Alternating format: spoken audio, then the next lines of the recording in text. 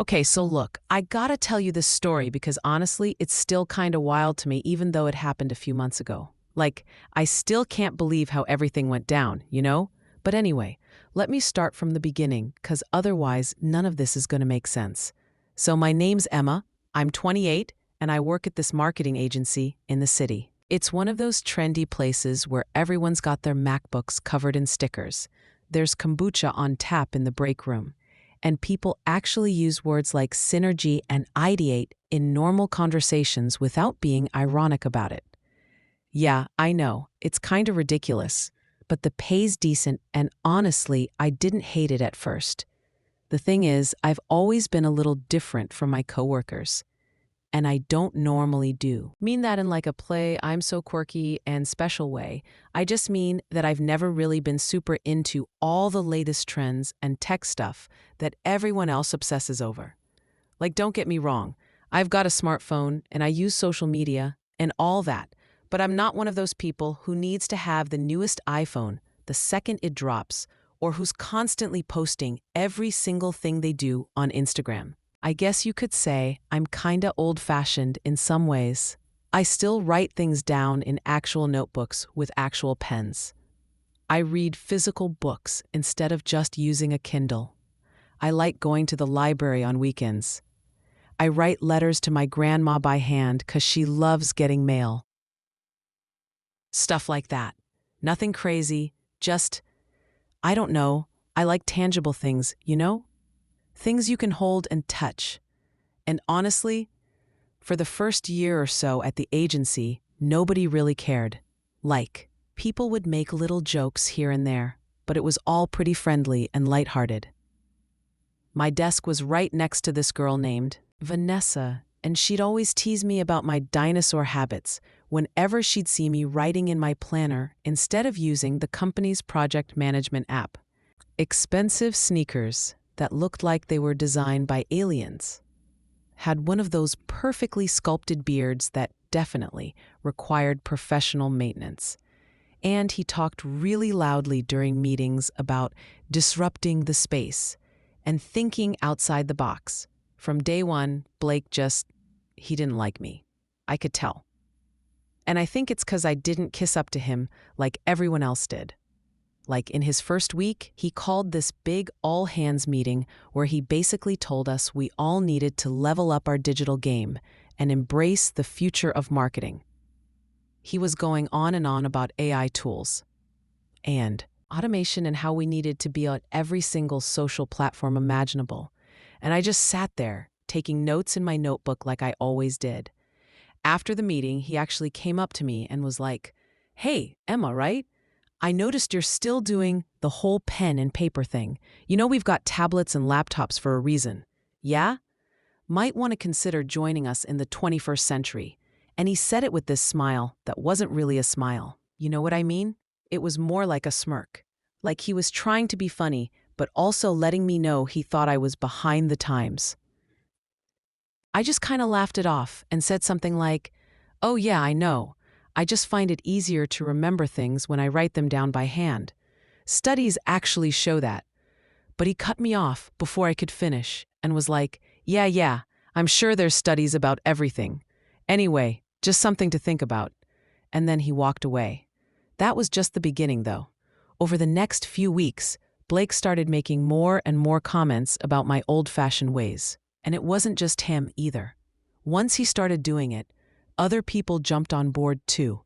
Suddenly, my coworkers who'd been totally cool with my notebooks and my library books were making jokes at my expense during team meetings. Like, one time we were brainstorming ideas for a new campaign, and I suggested we look at some successful print ads from the past for inspiration. Blake literally laughed out loud and said, "Print ads? Emma, what year do you think this is? Nobody looks at print anymore. We need to be focusing on TikTok, Instagram, Reels, influencer partnerships. You know, stuff that actually matters in today's world."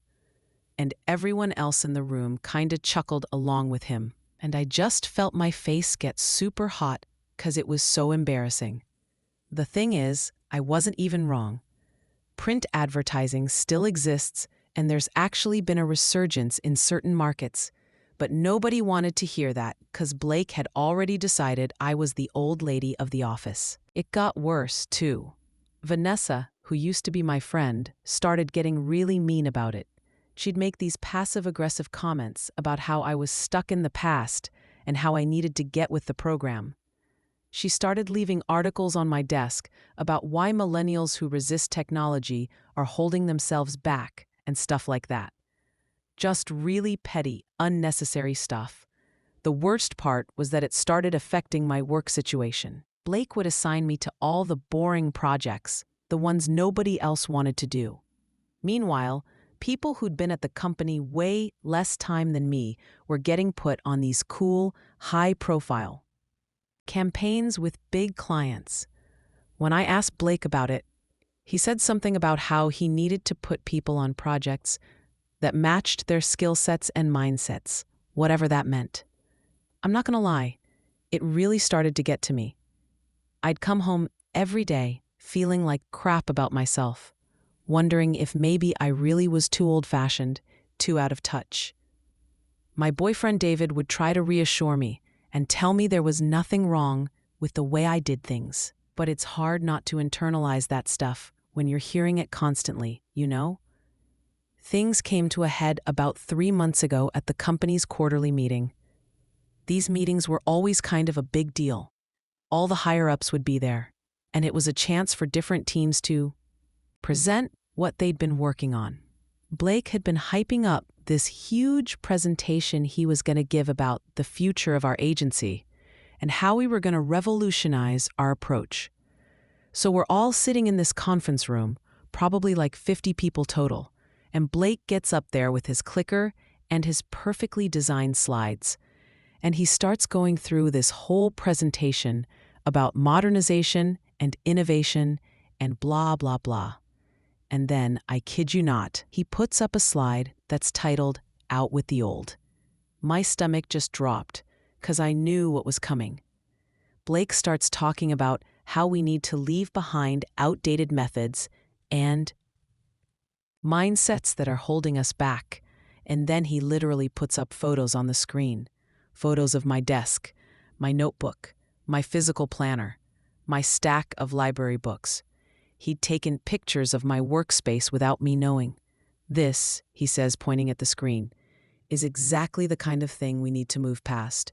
We can't have team members clinging to analog methods when our clients are operating in a digital world. It's time to embrace change or get left behind. He didn't say my name, but everyone knew he was talking about me. People were turning around in their seats to look at me. Some were trying not to laugh. Vanessa had this smug little smile on her face. I felt like I was going to throw up or cry or both. I don't even really remember the rest of the meeting.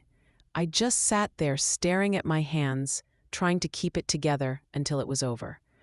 When we finally got dismissed, I basically ran to the bathroom and locked myself in a stall and just sat there, trying to breathe. I was seriously considering quitting. Like, I sat in that bathroom stall thinking about how I could just pack up my desk and leave and never come back. But then I thought about my rent and my student loans and how hard it had been to find this job in the first place. And I realized I couldn't just bail without having something else lined up. So I pulled myself together, washed my face, and went back to my desk. And that's when I noticed something weird. My bottom desk drawer, the one where I kept personal stuff, was slightly open. I always kept it locked, 'cause I had some private things in there. But the lock looked like it had been jimmied or something. I opened it up, and everything was kind of messed up, like someone had been rifling through it. My heart started pounding, 'cause I suddenly realized what they'd been looking for. See, I kept this old diary in that drawer. Well, not really a diary, more like a journal I'd been keeping since college. I wrote in it pretty regularly, just thoughts and observations and stuff that happened. Nothing too deep or anything, just a way to process things. But the thing about this journal was that I'd been writing in it during my entire time at the agency, which meant I'd written about work stuff, about projects, about clients, about people. I grabbed the journal and flipped through it, my hands shaking. Everything seemed to be there, but I had this horrible feeling that someone had read it, or photographed it, or something. That's when Vanessa came by my desk. She had this weird look on her face, kind of nervous, but also excited, and she leaned in and whispered, "Emma, you might want to be careful. I heard Blake talking to HR earlier, and your name came up." "What? Why?" I asked, but she just shrugged and walked away quickly, like she didn't want to be seen talking to me. I felt sick. What had Blake told HR?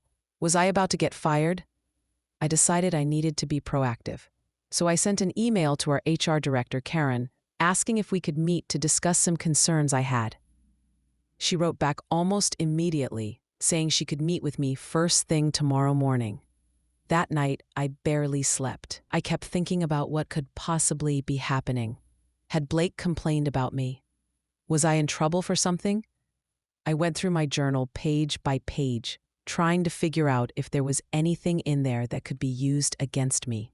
And then I realized there actually was a lot in there, but not the kind of stuff that would get me in trouble, the kind of stuff that would get other people in trouble. See, I'd been documenting everything that had been happening at work, not on purpose or anything, just as a way to vent and process. But I'd written about the time Blake made sexist comments about a female client. I'd written about when Vanessa had taken credit for work that our intern had done. I'd written about how I'd overheard Blake telling another manager that they should avoid hiring people over 40 'cause they were less adaptable. I'd written about seeing expense reports that didn't quite add up.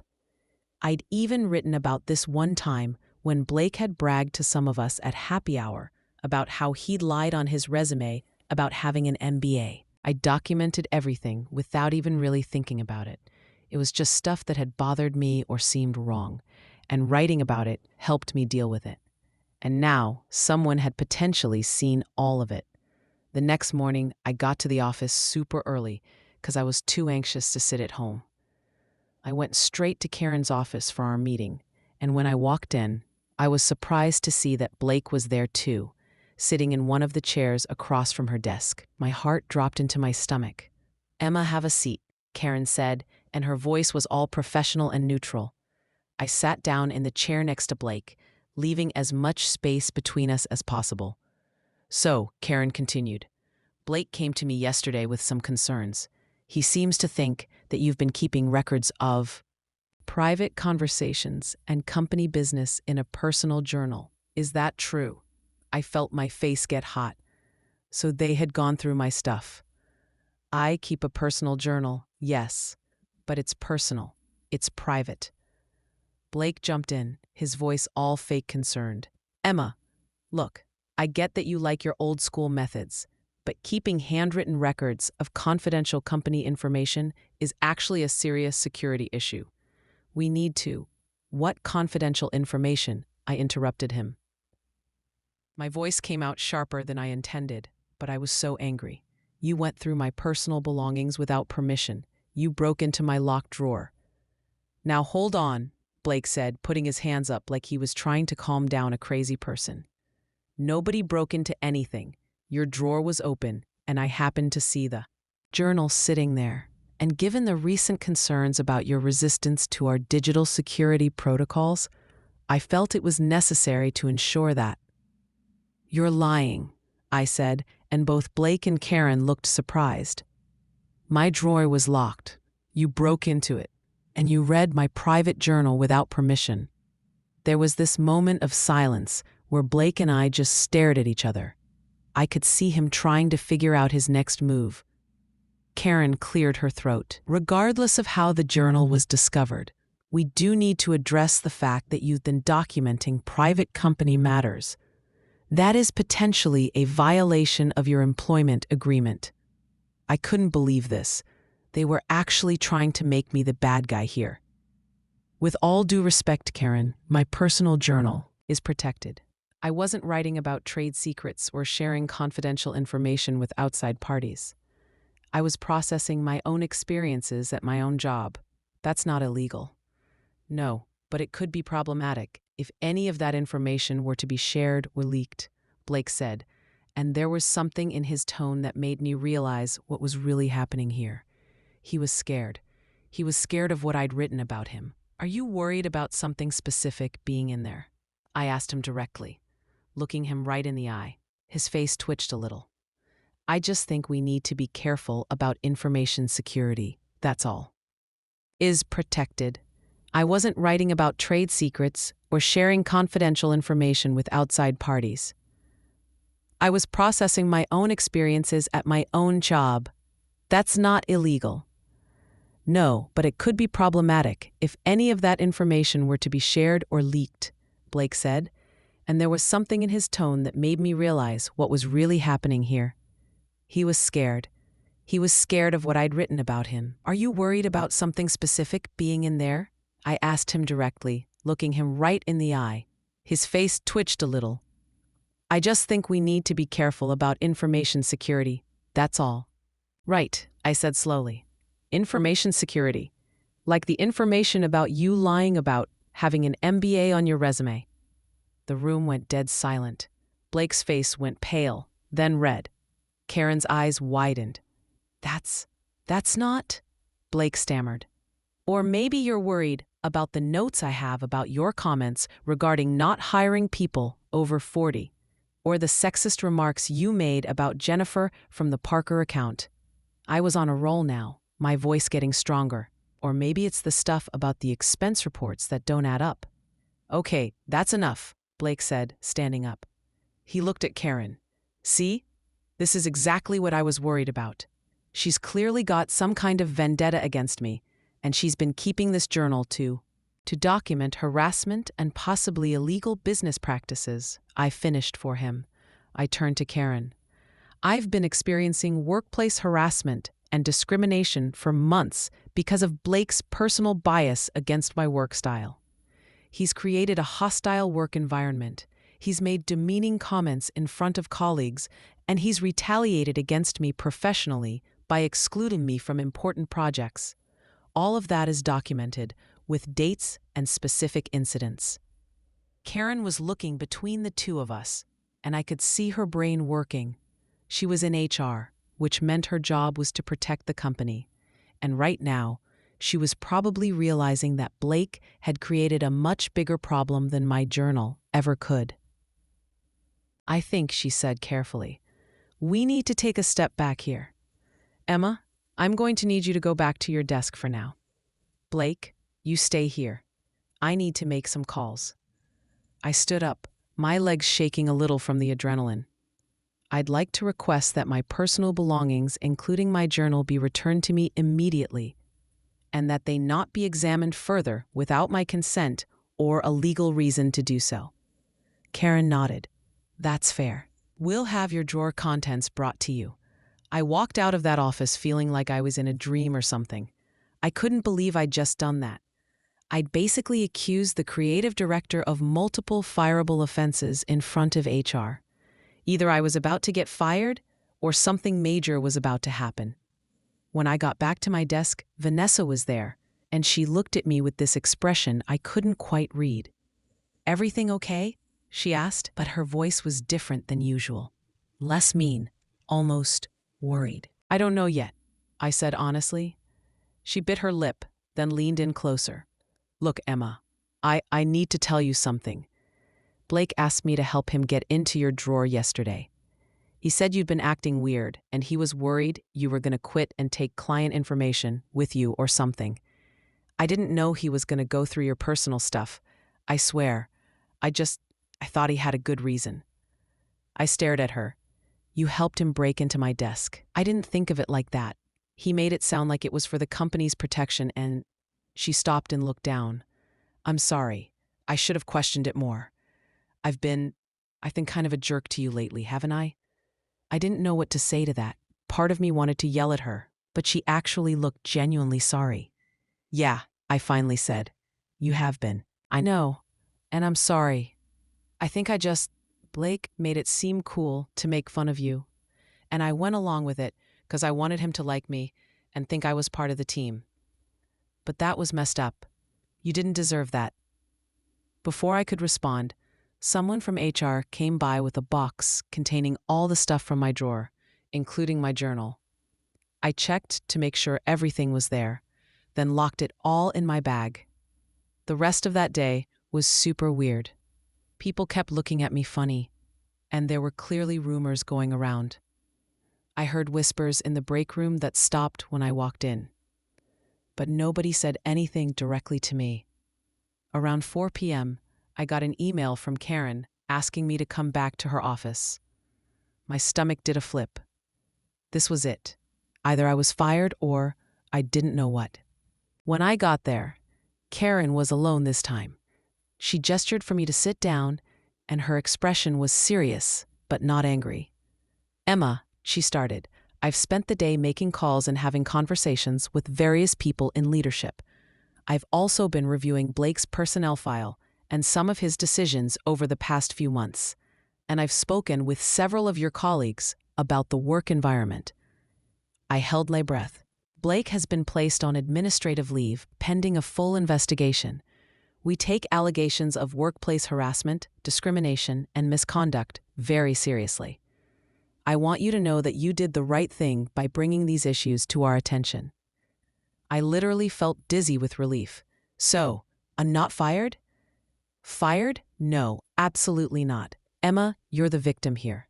Blake created an inappropriate work environment and then violated your privacy in an attempt to intimidate you or find ammunition against you. That's completely unacceptable. What about the stuff I wrote about him, about the MBA and the expense reports and everything? Karen sighed. That's part of what we'll be investigating. If you're willing, we'd like you to provide your journal as evidence, though you're not required to do so.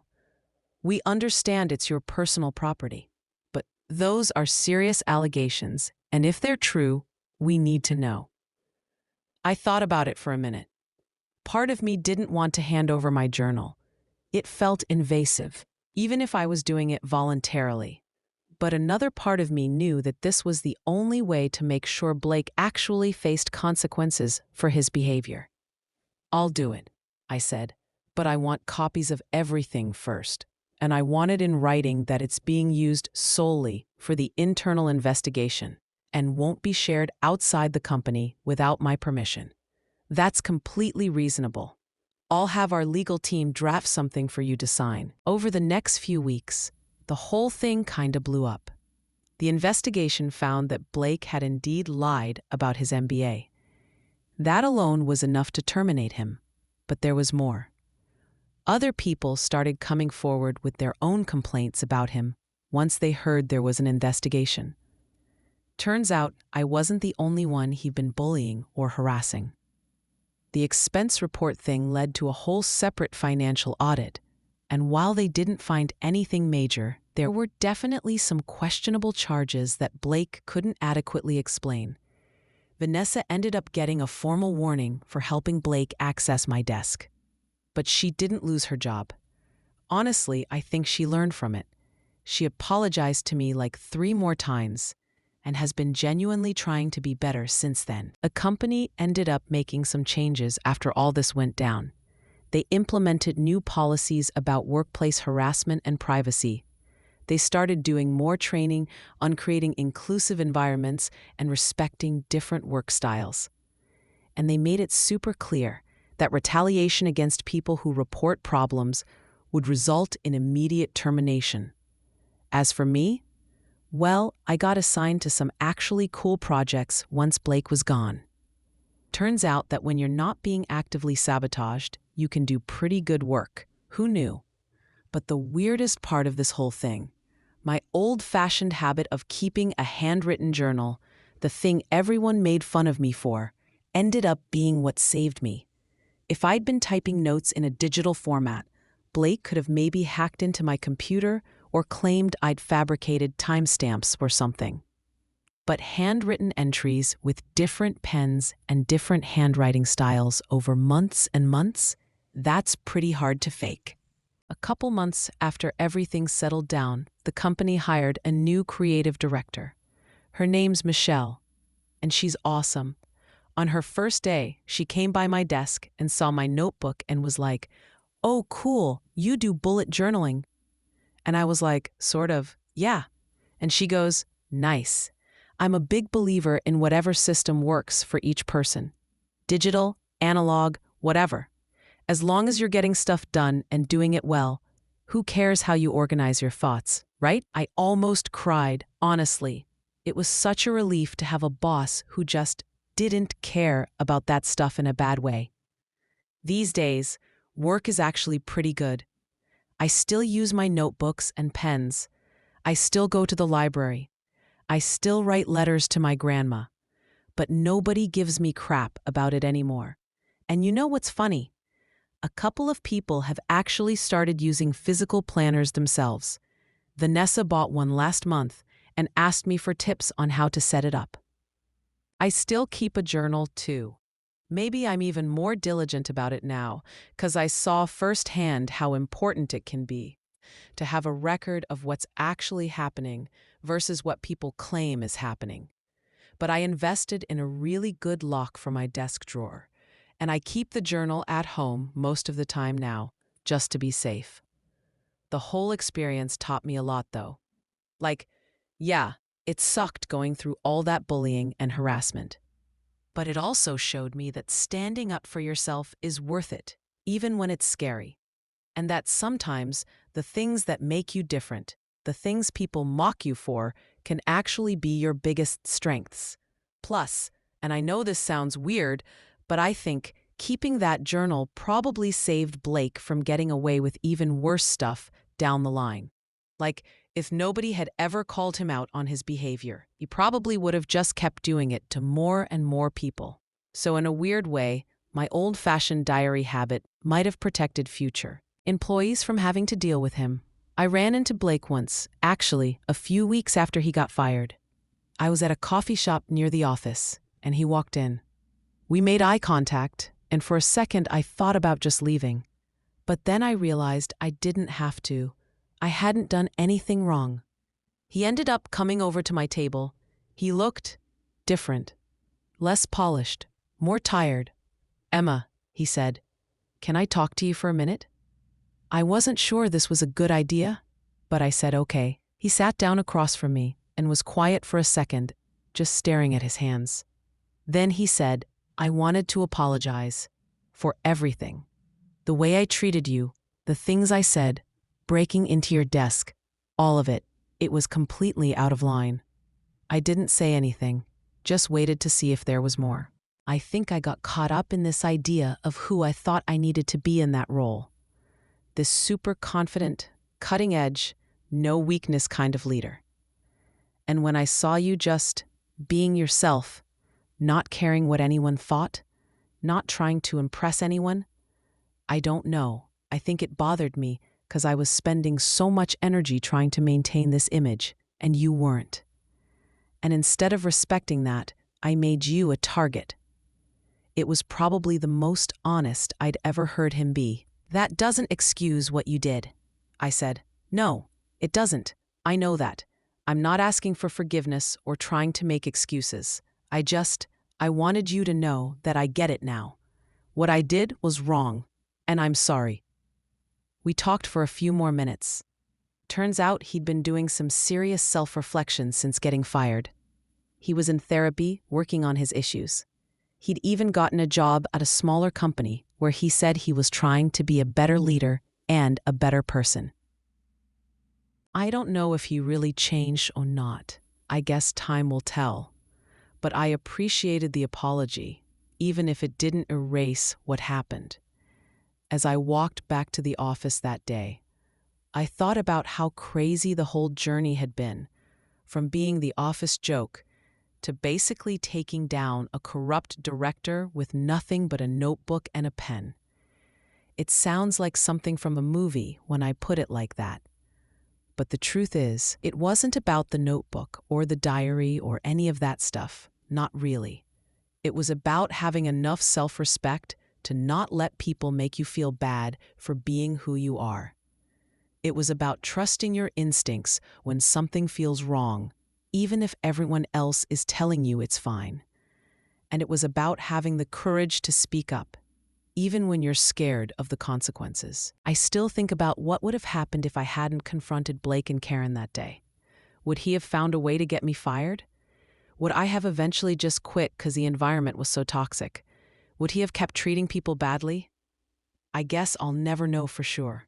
But what I do know is that standing up for myself was the right call, even though it was terrifying. And you know what the best part is? I don't feel like I have to justify my preferences anymore. I don't feel like I need to explain why I like physical books or handwritten notes or any of that stuff.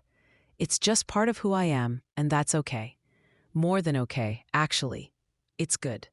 Some people still think I'm a little weird or old-fashioned, and that's fine. Let them think that. I'm done trying to fit into someone else's idea of what I should be, or how I should work, or what tools I should use. Life's too short to pretend to be someone you're not just to make other people comfortable.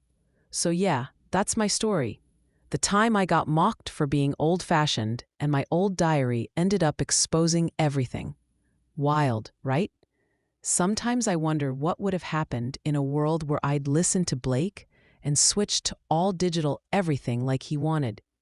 Would I have documented things in the same way? Would I have had the same proof of what was happening? I honestly don't think so. There's something about the act of physically writing things down that makes you process them differently, you know? It's more intentional, more thoughtful. And that's what made all the difference in the end. These days, when new people start at the agency and they see my setup with all my notebooks and pens and sticky notes, some of them ask about it. And I always tell them the same thing. Use whatever works for you. Don't let anyone make you feel bad for doing things your own way. And then, if they seem interested, I tell them this story, because I think it's important for people to hear that it's okay to be different. It's okay to go against the grain. And sometimes, the things that make you stand out are exactly the things that make you strong. So I guess the moral of the story, if there is one, is this. Don't let people shame you for being yourself. Document the crap out of everything when something doesn't feel right. And invest in a really good lock for your desk drawer. Oh, and one more thing. Never underestimate the power of an old-fashioned diary. You never know when it might just change everything.